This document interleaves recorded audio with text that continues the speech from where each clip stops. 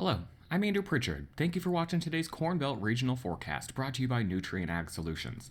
Well, it's been about a week now since we saw the big storm system over the central United States last week, the big bomb cyclone, but we're still seeing the after effects there, especially in parts of the central and northern plains here. Nebraska making a lot of news with some of the flooding going on. We are starting to see some of those floodwaters recede, but now we're seeing some of the damage that they caused to some of the infrastructure in the area. A lot of that being seen on some of the highways and the interstates across the region. This is a shot here from the Waterloo interchange in West Dodge, Nebraska. This is another reason why we tell you not to drive into floodwaters. It's not that we don't think your vehicle can, not make it through. You're not a talented enough driver. Is the simply, the fact is you don't know what's in those floodwaters or what might not be there. Perhaps, a roadway. Here's a shot from Oakland, Nebraska, where, the floodwaters sat there and they washed away the roadway. And if you were to just drive into that, you might not have any idea that there actually is no road there. So, when we encourage people not to drive into floodwaters, turn around, don't drown, it is partially because, your vehicle is pretty easy to sweep away with the floodwaters, but it's also just because you don't know what you're driving into. So you want to just make sure that you turn around and play it safe there with some of those floodwaters. Now, we're probably not done talking about this stuff here as we talk about flooding in the Midwest.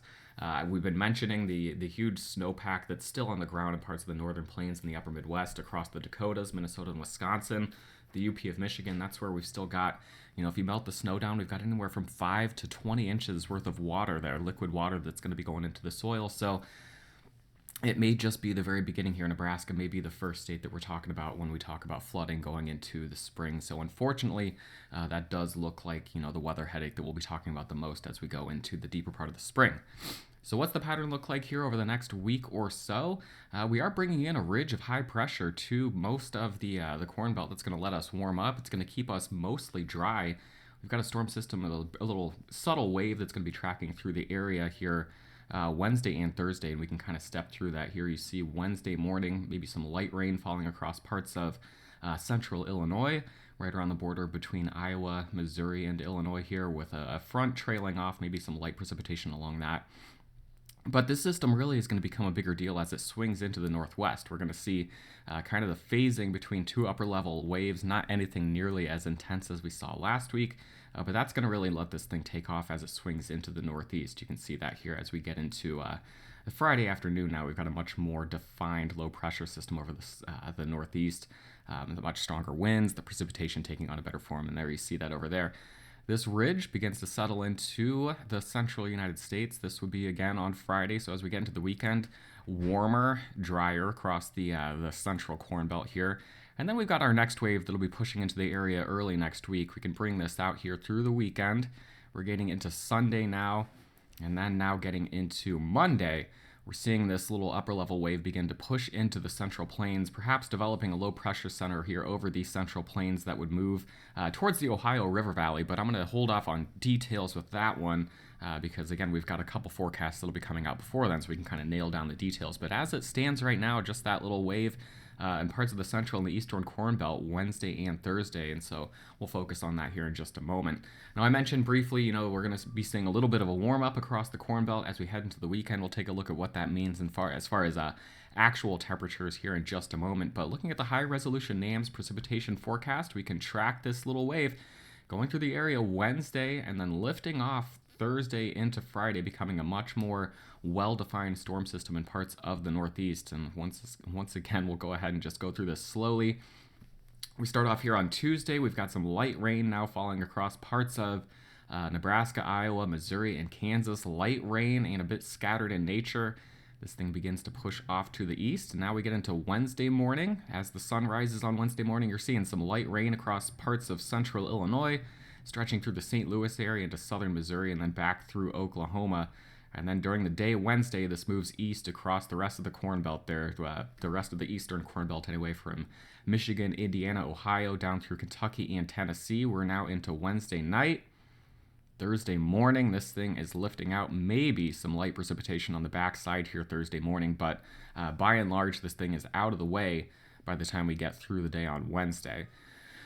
Total precipitation from this thing, that looks like the heaviest is going to be expected here anywhere from eastern Nebraska through far northeastern Kansas, northern Missouri. southern Iowa, getting into central Illinois, but really we're talking about, a quarter of an inch to a half of an inch of rain at the most here, not a significant rainmaker or a severe thunderstorm producer, just going to quietly sneak through with some light rain here Tuesday and Wednesday, again from Nebraska through Ohio by the time we get to Wednesday night. Snowfall, not really expecting much from this. It's not pulling that cold air back down here. So maybe some light snow possible as far north as the UP of Michigan, northern Michigan over the next few days. But this gets us through Friday. No big snow expected across the entire U.S. really. And so here's a shot. We got all the way to Monday morning, just showing you right now where the European model has that low centered over Missouri with some precipitation overspreading parts of the Central Plains. Of course, this would be bad news in parts of Nebraska. We want to make sure this thing tracks a little bit further south of that area. Right now, it looks like the heaviest rain will be south of there, but this is just something we'll have to watch. And again, this is a snapshot from Monday morning, and that's why I'm going to kind of hold off on details.